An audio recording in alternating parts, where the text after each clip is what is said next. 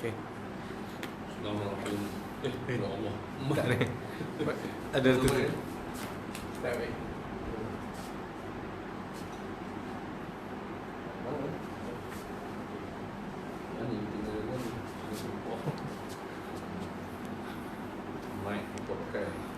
Tak apa, tak ada orang tengok.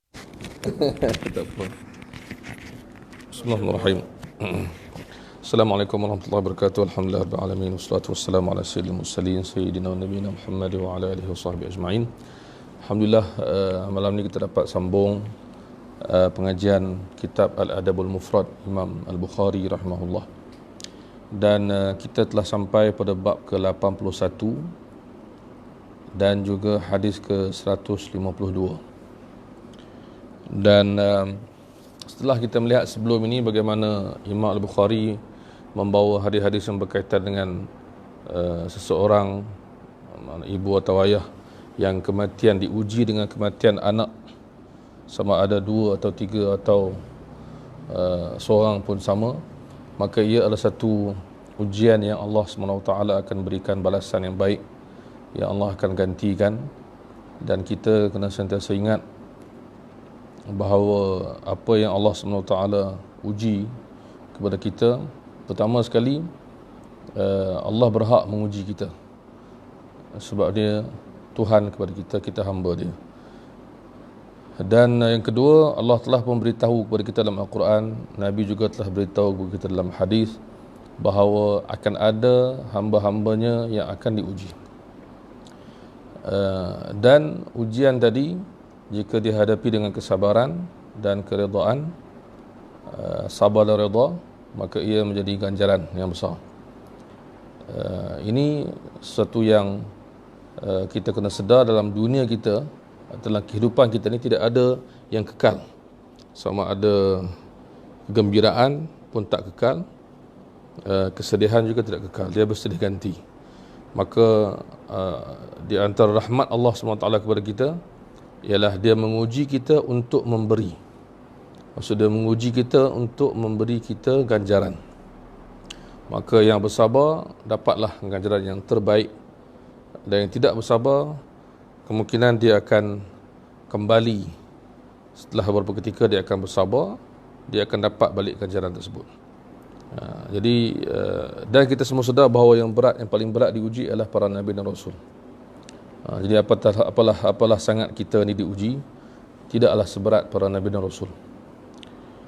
Dan kalau kita tengok dalam kehidupan orang kafir pun, mereka sentiasa mendidik masyarakat mereka, walaupun mereka bukan di atas landasan yang betul, tapi mereka adalah mereka ikut agama mereka. Jadi agama dia pun ajar bahawa hidup ni tak sentiasa senang, akan diuji, kita kena sabar. Dan kita akan jumpa orang-orang yang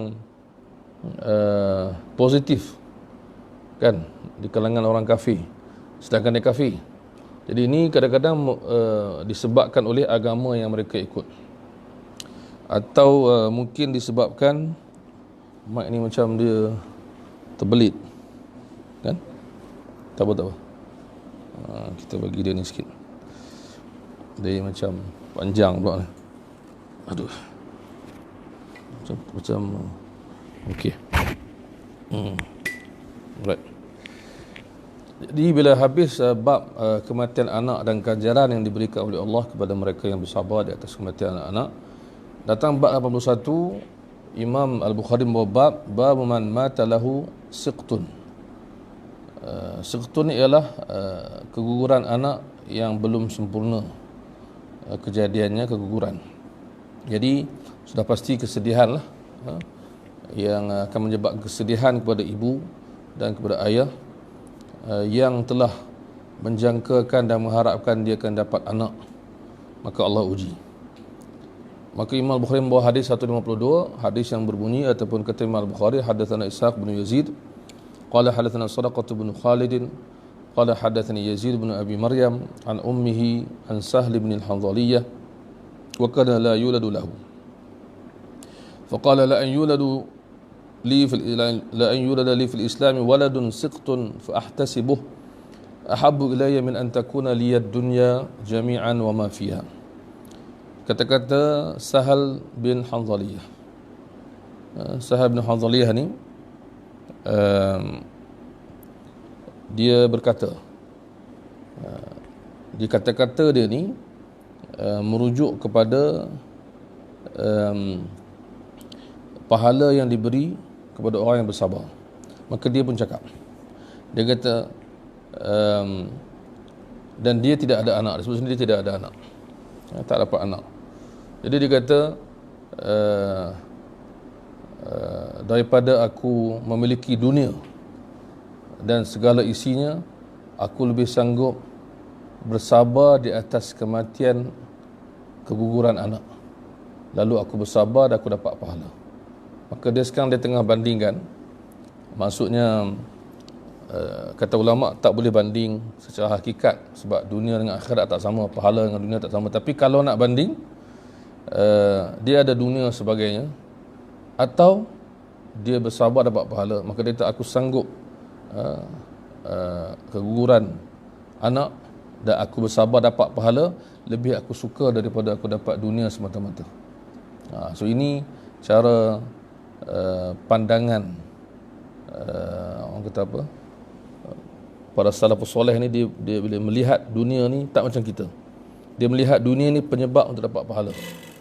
Jadi kalau kita melihat dunia ni untuk dapat kesenangan semata-mata, dia fikir dapat pahala.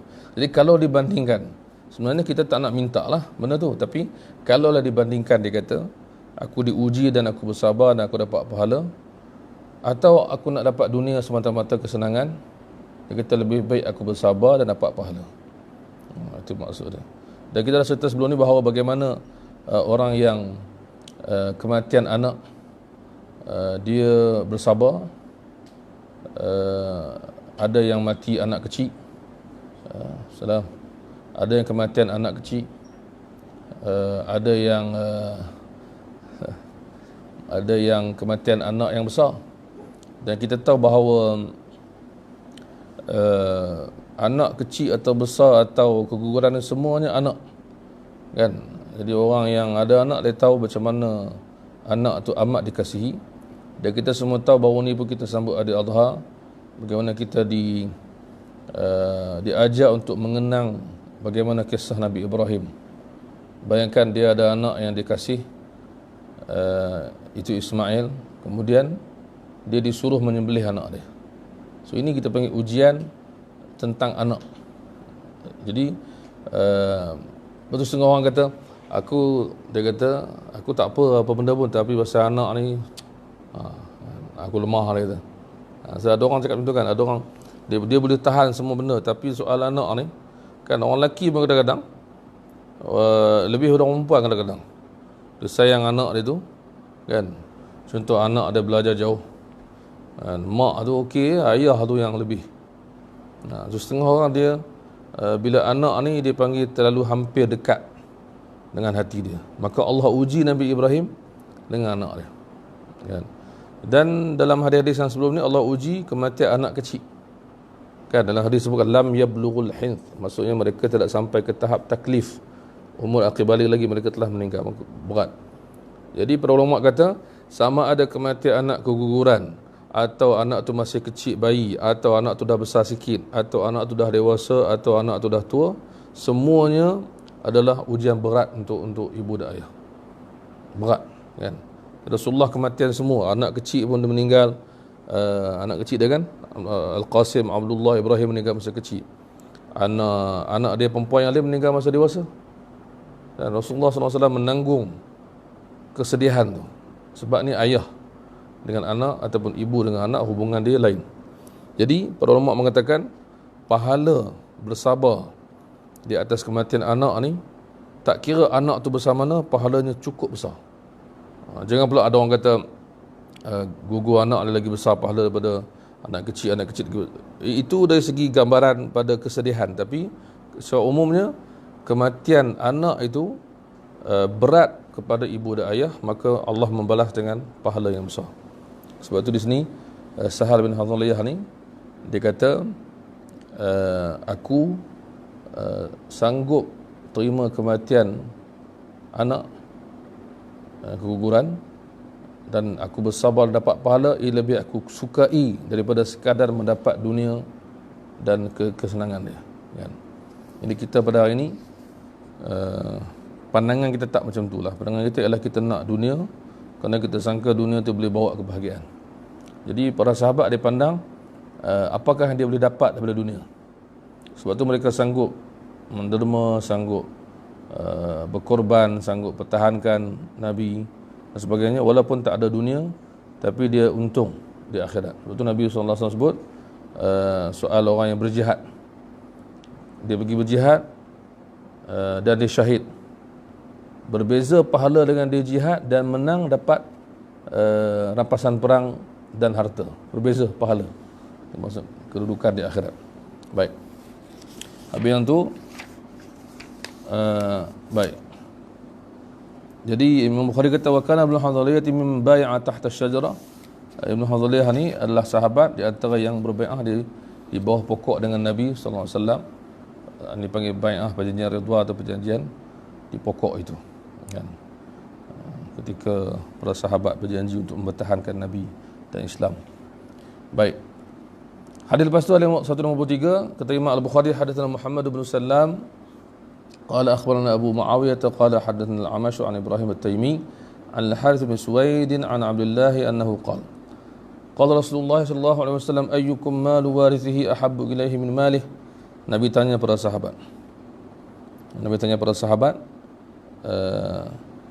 Manakah di antara kamu harta warisnya lebih dikasihi daripada hartanya?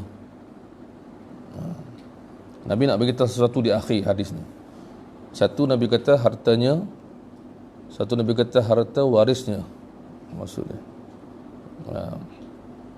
maksud harta warisnya ialah harta yang dia akan tinggal lepas mati. Manakala hartanya, bila Nabi harta miliknya, Nabi kata maksudnya ialah apa? Harta yang dia belanjakan di jalan Allah, yang dia derma, dia sedekah, dia guna untuk kebaikan. Nampak macam harta tu habis, tapi itulah harta dia di akhirat. Manakala harta yang disimpan akhirnya dapat kepada waris dia, itu harta orang lah, kan? Nabi tanya soalan, ayyukum, mana siapa di kalangan kamu harta warisnya lebih dikasih daripada hartanya? Maka mereka menjawab, sahabat kata, qalu ya Rasulullah, kata wahai Rasulullah, ma minna ahadun, tiada di kalangan kami seorang pun kecuali illa maluhu ahabbu ilaihi min mali warithih, hartanya pasti lebih dikasihi daripada harta orang lain, harta waris. Maka Rasulullah SAW menerangkan, i'lamu, ketahuilah, annahu laysa minkum ahadun illa malu warithihi ahabbu ilaihi min malih. Ketahuilah bahawa tiada di kalangan kamu seorang melainkan harta warisnya dia lebih kasih daripada hartanya. Maka Nabi terangkan, maluka, harta kamu, ma qaddamta, apa yang telah engkau belanjakan di jalan Allah SWT, maksud engkau beri untuk dapat kebaikannya di akhirat, engkau simpan pahalanya di akhirat.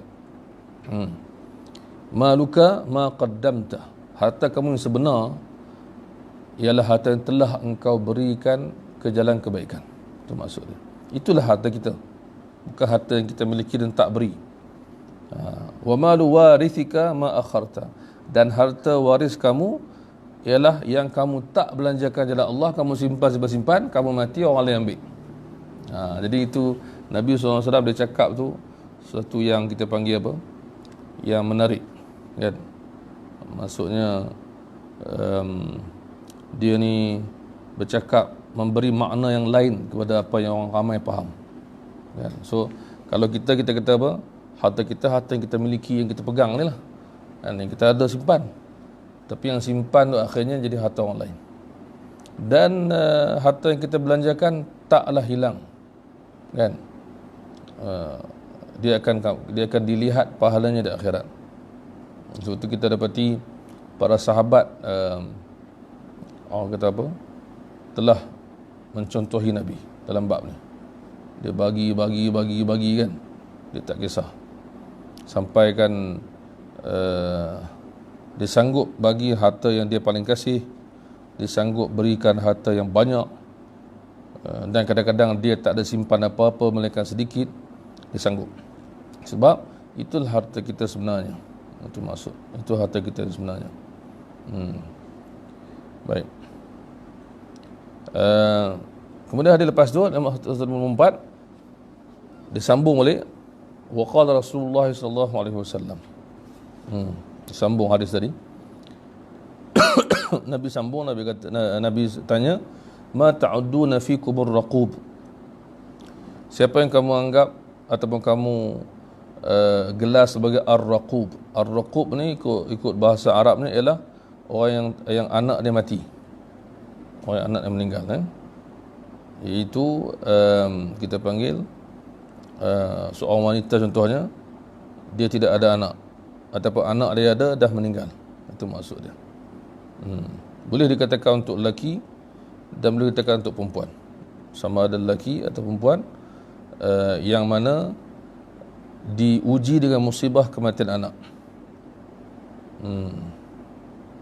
Baik. Maka berkata ar-raqub alladhi la yuladu lahu. Ar-raqub ni ialah seorang yang tiada anak. Maksudnya dia sama ada dia tak dapat anak atau anak dia ada kemudian mati. Itu maksudnya. Itu gelaran bagi ar-raqub. Itu maksud. Nabi kata la, tidak. Walakin ar-raqub alladhi lam yuqaddim min waladihi syai'an. So Nabi kata ar-raqub ni ialah orang yang ditulis oleh ulama sini, man lam yamut lahu ahadun min waladihi fi hayatihi fa yahtasibuhu wa yaktasib thawab ma nazala bihi min as-saib wa thawab as-sabri alaihi wa yakun lahu faratan wa salafa. Maksudnya orang ar-raqub ni ialah sebenarnya orang yang tak dapat pahala kematian anak. Maksudnya ar-raqub ni adalah orang yang sebenarnya maksudnya orang yang mentimpa musibah ni ialah orang yang dia tak ditimpa ujian lalu tidak mendapat pahala. Itu maksud dia. Kan? So maknanya kalau kita kata, macam kita katalah Nabi tanya kan siapa yang muflis, macam itulah kan, dalam hadis yang lain kan, riwayat Muslim, maka sahabat begitulah, muflis ni orang yang tak ada duit, tak ada perak, tak ada dinar, tak ada emas, tak ada dirham, tak ada perak, tak ada emas. Nabi kata muflis sebenar ialah orang yang di akhirat, yang di dunia itu dia buat ibadat, kemudian di akhirat dia terpaksa agihkan pahalanya kepada orang lain. Jadi orang yang tertimpa musibah ni orang yang dia tak dapat ujian yang memberikan dia pahala. So maksudnya orang yang terbaik ialah orang yang diuji oleh Allah dan dia bersabar dapat pahala. Itu maksud dia. Jadi mungkin kita akan kata, para sahabat kata orang yang rugi begini, orang yang sedihnya begini, orang yang malangnya begini. Tak, Nabi bagi makna lain. Orang yang malang itu orang yang dia tak dapat apa-apa pahala daripada musibah yang diuji. Itu maksud dia. Baik. Dan sambungan dia, so ini adalah sambungan-sambungan ya. So dia kadang-kadang tajuk dia agak berbeza. Kita tengok sambungan dia, tajuk dia pasal orang yang marah, orang yang menahan marah. Dan sambung lagi Rasulullah berkata, apa pula kamu anggap? So ini semua soalan yang Nabi beri makna lain kepada para sahabat. Apa yang kamu anggap as-sura'ah? Siapa as-sura'ah? As-sura'ah ni kalau ikut bahasa dia, sahabat jawablah, allazi la tasra'uhu rijal, yang mana kalau bergaduh dia tak dapat dikalahkan oleh sesiapa. Memang champion lah. Kan, juara, bertumbuk. Bergaduh, apa semua. Ini kira orang yang kuat. Jadi, orang yang kuat ukuran dia ialah kalau lawan memang menang. Dan tak ada siapa boleh kalahkan dia. Nabi kata tidak. Maksudnya tidak ni bukan maksud tak betul jawapan sahabat tu. Bukan sekadar itu maksudnya. Tapi ada satu makna lain. Orang yang kuat, walakin as-sura'ah, ra tu bagi atas, kadang setengah baca sura'ah, ada sura'ah. Walakin as-sura'ata, as-sura'ah bagi atas pada ra. Orang yang kuat sebenarnya adalah orang yang menahan dirinya ketika marah. Maka Nabi SAW memberikan makna yang lebih tinggi daripada makna yang sekadar diketahui oleh orang Arab. Kan, macam muflis, macam tadi, dan macam orang yang berjaya tu siapa, orang yang beruntung tu siapa, maka diberikan makna lain. Kan? Sebab tu kebahagiaan dan kesusahan diberi makna lain oleh Islam. Kan? Orang yang sebenar-benar bahagia ialah siapa? Orang sebenar-benar rugi ialah siapa? So ada dia punya definisi tambahan. Jadi orang yang kuat ialah orang yang tak dapat dikalahkan ketika bertumbuk, ketika bergaduh. Tapi ada yang lebih kuat. Itu maksud dia. Kan? Sebab tu setengah orang buat kata-kata hikmah, kan? Macam contoh, ada orang berkata hikmah, dia kata orang yang kuat adalah bukan orang yang angkat besi, tapi orang yang angkat takbir. Gitu. Kan? Cakap gitulah. Kan? Sebab ada orang dia boleh angkat besi di gym, tapi dia tak boleh angkat takbir semayang. Itu contoh lah. Macam tu juga dengan orang macam orang yang benar-benar kuat ialah orang yang boleh orang yang benar-benar baik ialah orang yang boleh memaafkan ketika dia kuat. Kan? Maksudnya bila dia dalam keadaan berkuasa dan dia boleh buat apa dia nak, tapi dia tahan. Itulah sebenar. Bukan orang yang memang tak mampu dan tak ada kuasa dan dia maafkan. Itu tak ada apa lah. Sebab tu Allah SWT memaafkan kita sedangkan dia maha berkuasa. Macam tu juga disebut tentang makna apa? Makna orang yang bersedekah bukan diuji, pemurah dia bukan diuji ketika dia kaya, diuji ketika dia miskin. Sebab tu dalam Quran sebut kan, allazina yunfiquna fis sarra'i wad dharra. Orang bertakwa tu dia menderma ketika senang dan susah. So ramai orang boleh faham, boleh beri gambaran, boleh inilah, okey aku boleh faham lah, dia kata bila orang tu kaya dia sedekah, faham lah. Tapi bila orang miskin sedekah tak apa nak faham. Dia dah lah miskin, dia masih lagi sedekah. Ini memang hebat. Jadi kehebatan orang diukur macam itulah, kan? Macam kita kata orang yang hebat ialah orang yang bukan pandai berhujah atau pandai cakap, tapi boleh tahan daripada bercakap. Kan Nabi sebutkan, "Man kana yu'minu billahi wal akhir falakul khairan aw liyasmut." Orang yang betul-betul beriman tinggi dan sempurna, beriman Allah dan akhirat, dia akan bercakap benda yang baik ataupun dia diam. Sekarang ni kita nak diam susah. Kan? Ada orang tak boleh berhenti bercakap. Dia berhenti bercakap, dia menulis pula dalam Facebook, dalam Twitter lah apa, menulis macam-macam. Kan? Jadi dia tak boleh berhenti rupanya. Dia masalah dia ialah pada, kalau macam budak sekolah kan kita kata, dia tak boleh berhenti bercakap, cikgu tengah mengajar dia bercakap. Orang zaman sekarang ni bukan masalah tengah mengajar. Maksudnya ialah di mana-mana dia tak boleh tahan daripada memberikan komen. So di sini orang yang hebat bukanlah orang yang pandai cakap.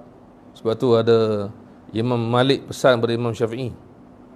Antara pesan dia, ketika semua orang bercakap, engkau diam.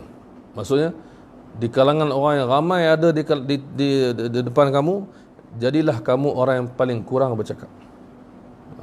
Supaya apa? Supaya dapat mendengar dan dapat menjaga mulut. Sebab tu dalam mesyuarat kan kita tengok biasa mesyuarat macam mana? Bos akan cakap. Lepas tu bila habis dia kata round table. Kan, round table, okey, ada siapa nak cakap? Dah habis dah meeting. Dah habis dah dia bercakap semua. Jadi apa perlu lagi orang-orang ni nak bercakap kan? Dia apa macam tak ada apa.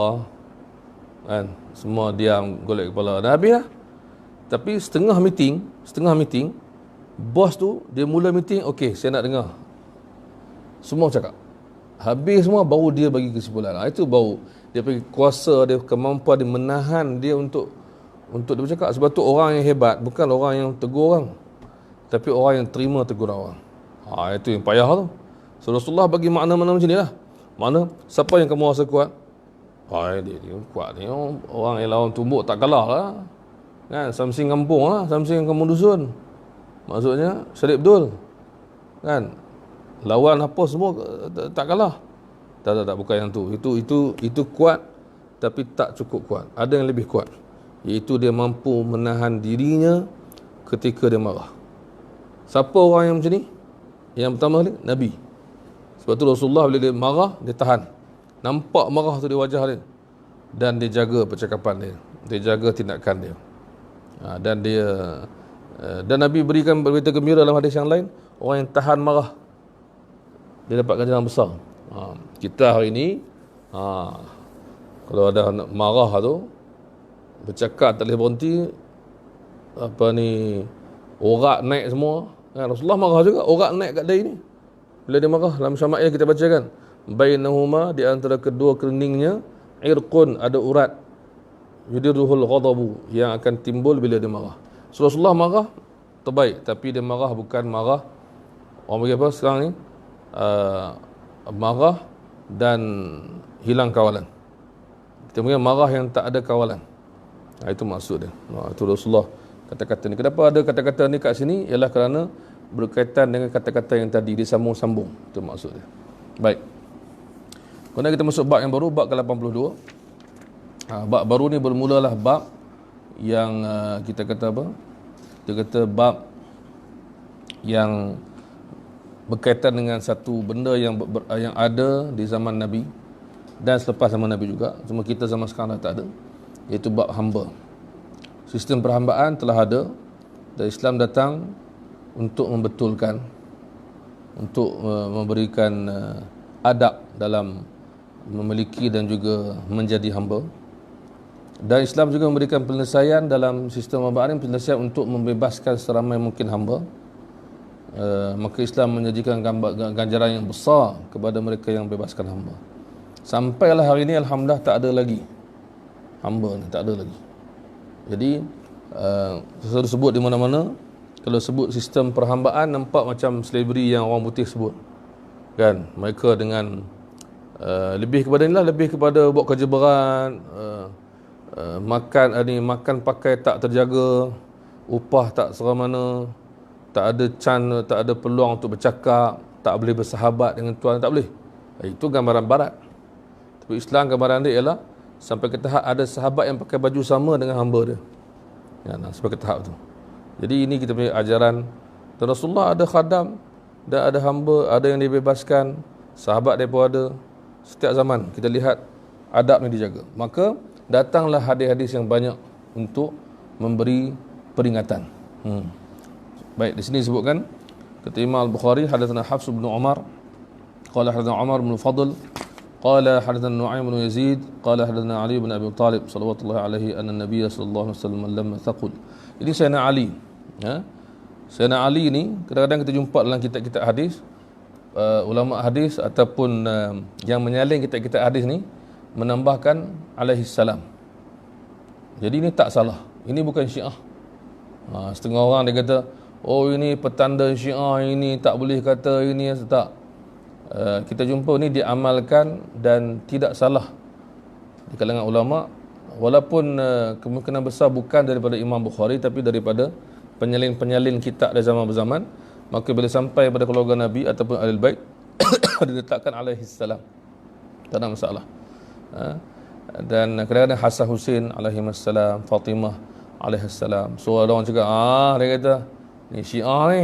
Bukan. Kan? So kita memuliakan mereka tapi tidak menganggap mereka maksum seperti ajaran yang tak betul di kalangan Syiah dan yang sewaktu dengan dia, yang mengagungkan dan memuja para keturunan Nabi atau para imam yang dikatakan imam mereka, iaitu para ulama, sahabat, tabi'in dan sebagainya, keturunan Nabi. Semuanya kita hormati. Kata di sini riwayat Sayyidina Ali ketika Nabi thaqul. Thaqul ni maksudnya sakit yang makin berat, yang makin berat, yang makin berat. Itu maksud dia. Jadi thaqul maksud berat kan. Maksud thaqul ni ialah sakit dia makin serius. Sakit dia makin, demam dia makin panas, sakit dia makin berat, itu maksudnya.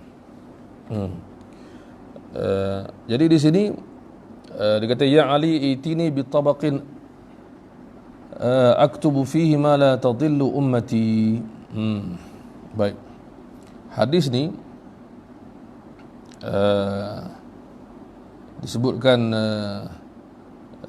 di sini ulama bincang bila Nabi minta macam satu kertas ataupun tempat untuk ditulis, tulang ke kertas ke zaman dululah, untuk ditulis sesuatu. Di sini kita baca dalam hadis lain bagaimana Ibnu Abbas cerita ketika Nabi sakit juga, Nabi SAW nak tulis sesuatu. untuk para sahabat. Kemudian Sayyidina Umar kata tak apa, tak perlu, Nabi tengah sakit, kita ada Quran. Maka Nabi SAW kata tak apa, tak perlu. Ada yang kata perlu, ada yang kata tak. Nabi kata tak apa, tak perlu. Jadi cerita dia ialah Nabi SAW nak tulis sesuatu, tapi kemudian Allah perintah tak perlu. Itu maksud dia.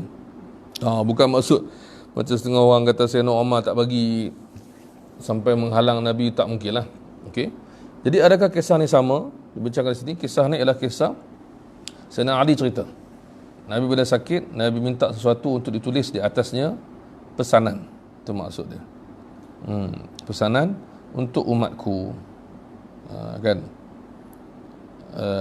Jadi sebahagian mengatakan ini adalah orang panggil apa? Kisah yang sama, dan sebahagian kata kisah ni kisah lain. Okey. Jadi maksud dia apa? Maksud di sini, pada ketika itu Nabi nak tulis sesuatu, nak pesan sesuatu, tapi kemudian tak jadi sebab maksudnya dah pesan dah.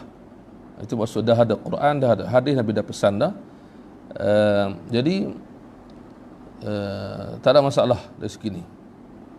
Hukum-hukum pun telah diterangkan dan semua. Dia sebagai ulama, dia kata ataupun bukan ulama, sebahagian Syiah dan lain-lain, dia kata apa? Inilah yang Nabi nak pesan untuk Ali jadi khalifah. Kan? Tapi tak, bukan macam tu. Bukan macam tu. Jadi sebenarnya benda ni adalah akhirnya Nabi SAW tidak melantik seseorang secara nyata, tapi memberi isyarat kepada Abu Bakar As-Siddiq dan para sahabat bermesyuarat dan mereka melantik. Itu tak ada masalah. Baik. Jadi di sini disebutkan di sini bahawa Sayyidina Ali radhiyallahu anhu disebut di sini, dia kata apa? Dia kata fa khashitu an yasbiqani fa qultu inni la ahfazu min zira'i as-sahifah. So cerita mudah dia ialah di sini Nabi Imam ataupun Sayyidina Ali radhiyallahu anhu telah pun ada pesanan-pesanan ini disimpan dia, dan pesanan itu merujuk kepada solat dan zakat dan hamba. Kan? Jadi ini dipanggil di antara pesanan Nabi pasal hamba ni, sebab kita tengok tajuk ni adalah husnul milkah ataupun elok menjaga hamba. Maka di antara pesanan-pesanan itu ialah pesanan yang memang ada, telah pun ada, dan Nabi telah berpesan tentang solat dan zakat, kata Sayyidina Ali lepas tu. Dan Nabi juga pesan tentang wama malakat aimanukum, iaitu hamba yang kamu miliki. Jadi maknanya kita kena jaga dan kita kena berbuat baik. Itu maksud dia. Kan? Sampailah nyawa Nabi SAW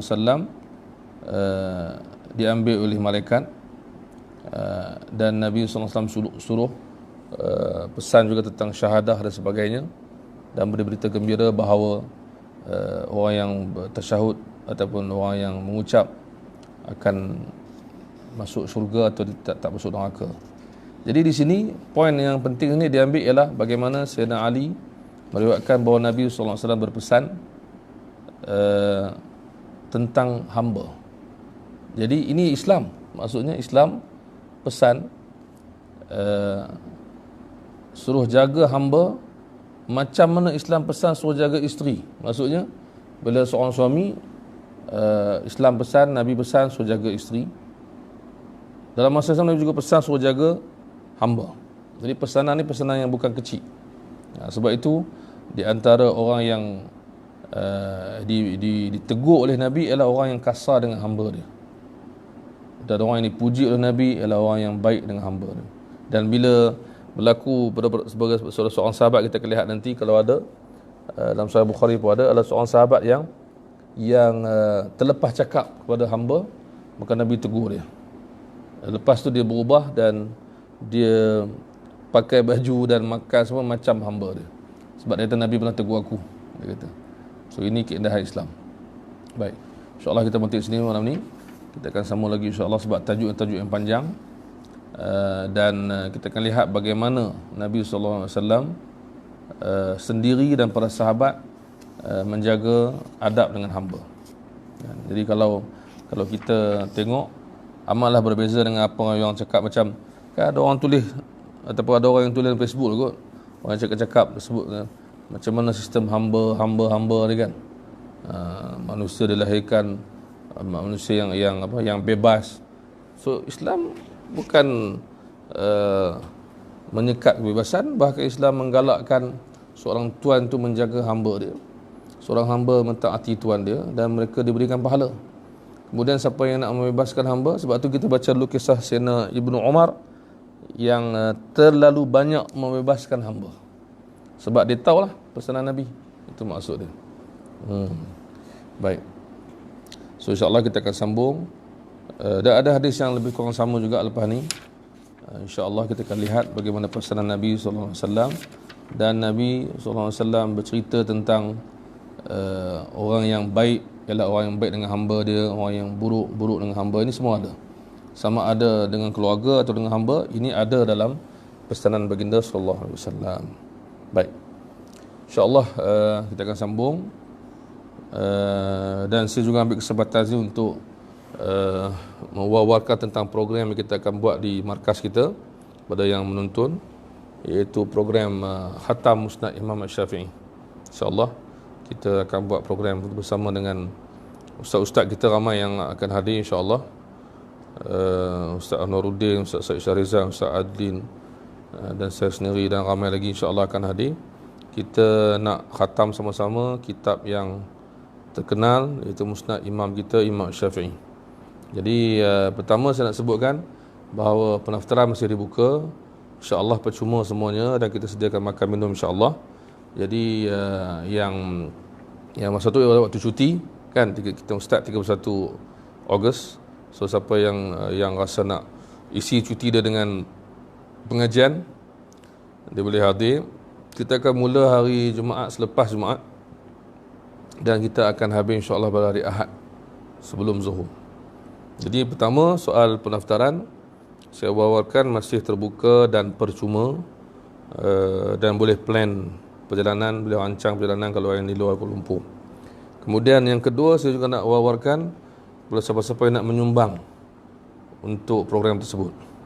Maksudnya nak menyumbang untuk makan minum yang kita sediakan. Kita beri peluang siapa nak sumbang, siapa yang mampu, yang ada lebih rezeki yang diberi oleh Allah kepada dia. Tapi kalau nak datang belajar je lah. Tak payah susah hati pasal pendaftaran dia free. Cuma bagi yang berkemampuan, yang ada rezeki yang lebih, dan dia tak tahu kat mana dia nak letak, dia letak dekat sini. Maksud untuk program tersebut. Boleh hubungi juga Izzat dekat kita punya Facebook, semua nombor ada. Boleh hubungi sama ada ingin mendaftar untuk belajar dan percuma, atau ingin buat amal untuk berkongsi, memberikan sumbangan makan dan minum sebagainya. Dan kita akan uruskan siapa nak sumbangkan duit dan sebagainya. Kita alu-alukan dan terima insya-Allah. Baik. Wallahu a'lam. Subhanakallahumma wa bihamdika asyhadu an la ilaha illa anta astaghfiruka wa atubu ilaik. Bismillahirrahmanirrahim. Assalamu khusr ila alladhina amanu wa 'amilus salihati wa tawassaw bil haqqi wa tawassaw bis sabr. Assalamualaikum warahmatullahi wabarakatuh.